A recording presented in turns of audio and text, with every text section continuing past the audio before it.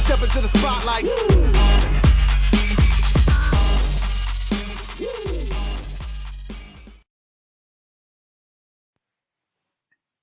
Hey guys, what's going on? Underground Geek here.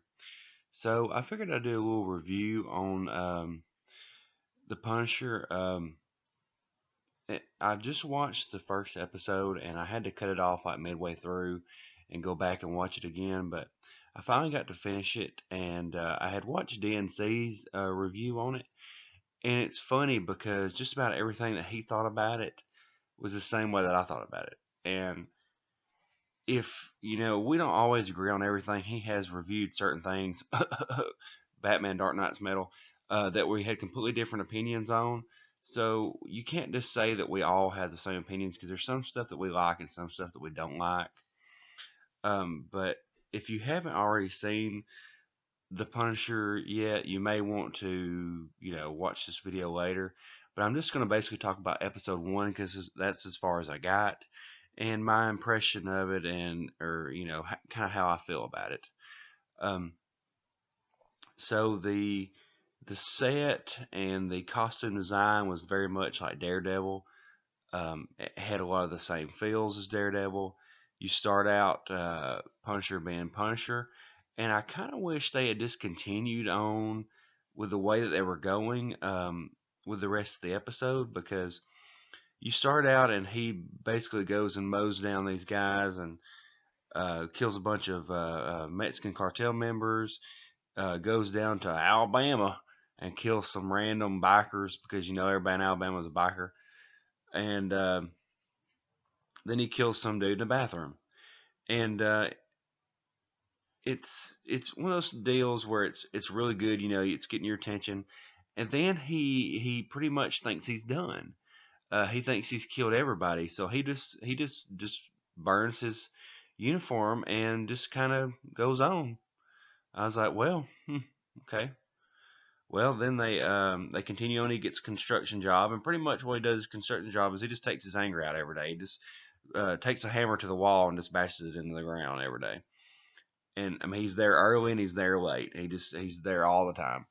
And so what I really thought was funny about this show was, and I pointed out to multiple people, it, it's like all of a sudden we're starting to push the SJW-ness into the shows now, because all of the villains are white.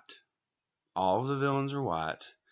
The only good guys in the show are the black guy that runs the PTSD meeting for all the army people or all the military people, and he's a saint. And then you get this Hispanic guy that just started working for the construction company that wants to befriend Frank, that's a saint. And then you get this lady DEA cop that's like Pakistani something. What's so weird about this lady cop is she goes and talks to her family, and her family doesn't really like her doing the investigating that she's doing, and they bring up something where they're talking about what you're doing is heresy, and I was like, I don't understand, like, where are they going with this? Are they trying to say that she's investigating against their religion and they know that's wrong? Or I didn't really know where they were going with that, so that was kind of weird. But so basically, she comes to America. She's been working in Afghanistan. She meets her boss, that's incredibly sexist, and he's white, and he's a jerk to her. Then she meets her sidekick, cop, which is a goofy white guy that's white, and that's pretty much all she brings to the table at this point. So then we get back to Frank. I didn't like the whole thing where he's basically um, he's basically thinking about his family the whole time, and that's okay. But haven't we had enough characters so far, like superhero characters, that are just brooding about their families all the time? I know that's what mainly what the Punisher is, but I mean, he's got so many other things that he can kind of bring to the table. He could just basically go around kicking tail and killing people. I mean, most of this episode was just him being depressing. And I mean, this is the first episode. You need to be kicking tail, and you need to be getting everybody on the show. People's gonna watch the show and be like, "What is this mess?" And so the show winds down in episode one with him having to save the Hispanic kid that's a saint from the evil white dudes that are the bullies that work at the construction company that he works at, that happen to also be thieves. And so he pretty much like whoops them pretty bad with a sledgehammer and kills them all, and saves little Julio, and so then just kind of disappears. And then he goes and kills the guys that they stole from because he knows they're going to come after little Julio. He kills all of them, but then at the end we show this third guy that's been watching Frank, and he sees him on camera, and he basically all he has to do is see 5 seconds of tape of him walking, and then 5 seconds of tape of him walking in the other season, going into the hospital, and he knows it's Frank. So obviously this guy is very obsessive over Frank, and he actually says to the camera, "Welcome back, Frank."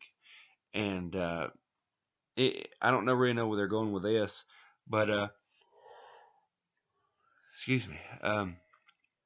I thought it was okay, but it needed to be a lot more fast paced, and we didn't have to have all these tropes in this. I don't really understand where they were going with that. Just like we watched Murder on the Orient Express today, and it was a very good movie, but they kept throwing in this really awkward, cringy, out of place racism every now and then. Talking about this guy of color, this guy of color. That's basically all he was. Is he's a black guy that's a doctor. That was his character, black guy doctor. And they kept bringing it up, and of course the girl that's dating him is a white girl, and it's the one that plays Rey from Star Wars, and it has to be a white girl because it has to be an interracial relationship. And I'm just like, what? Why? I don't understand. And so that's why when they done this on the Punisher, they throw in this random stuff and they make all these people saints, and it doesn't really make any sense at all because I mean, can we not have some white guys every now and then that are good people? Good lord. It seems like the superheroes are the only ones. I don't really understand. Um, but for all intents and purposes, it was a pretty good episode, but mainly because you don't have to do a lot to have a good superhero TV show, okay? People want to watch superheroes.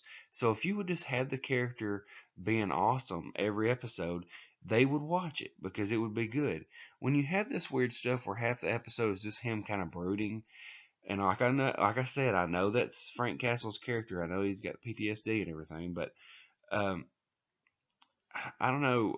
I did like though that they had him grow out his beard and he wore the ball cap a lot because I know a lot of guys that were in the military once they got out, they grew the big beards. Or I don't know what it was. I know he's kind of like homeless, but it kind of helped me identify more with the character of an old vet.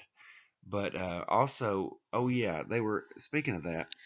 They were at the PTSD meetings, the meetings where they all go to talk about their problems. And the black guy running it, of course, he's a saint. But you had this really cringy scene where you had this white guy in an NRA hat talking about that we got to get those liberals out of the White House and they're ruining everything. They're going to take over, and the next war we're having is going to be in the streets. And he said they were trying to take all of our guns.